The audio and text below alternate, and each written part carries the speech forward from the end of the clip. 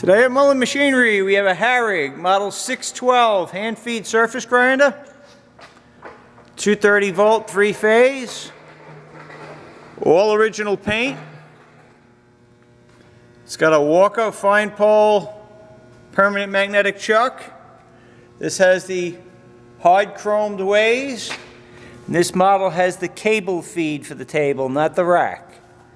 Cable feed is very smooth. It's got the cabinet base with the original books and papers.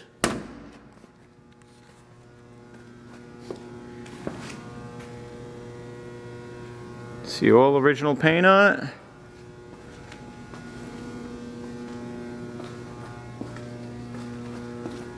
It's just our adapter to run it. Spindle sounds good. Nice and quiet. Screws are pretty tight. Little screw. Oh, vertical too.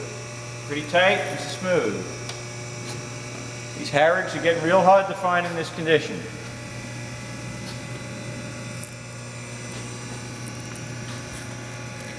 If your tool room needs a beautiful surface grinder, here it is. You can check this out on our website, mullinmachinery.com.